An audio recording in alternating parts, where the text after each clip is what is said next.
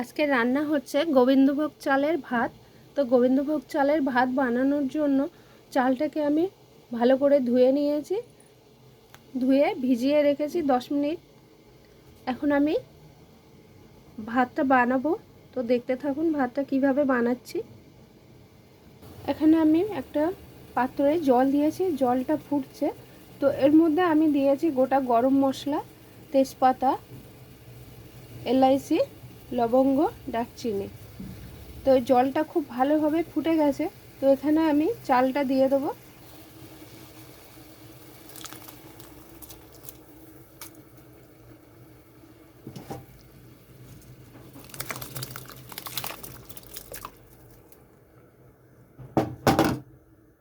তো এখানে চালটা দেওয়া হয়ে গেছে। তো এটা নাড়তে থাকতে হবে, তা না হলে তলায় লেগে যাবে।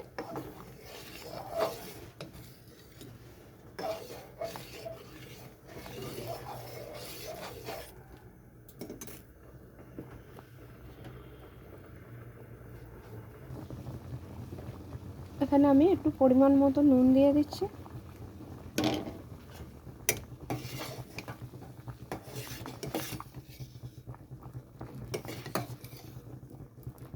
গোবিন্দভোগ চালে ভাত বানাতে গেলে একটু বারবার নাড়তে হবে। খুব বেশি টাইম তো লাগবে না, খুব অল্প সময়ের মধ্যে হয়ে যাবে।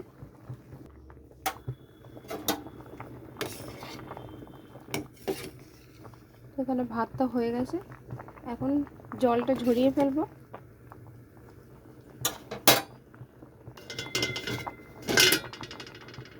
তো এখন ঝাঁঝরির মধ্যে ঢেলে দিয়েছি জলটা ঝরানোর জন্য। তো জলটা ঝরে গেছে।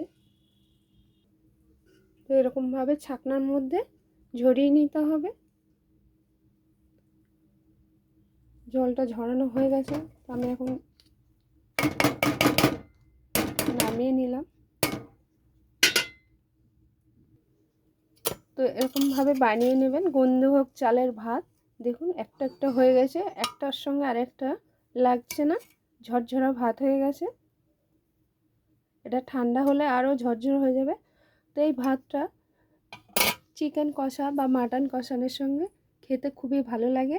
এরকমভাবে বানিয়ে খেয়ে দেখুন আর জানাবেন কেমন হয়েছে।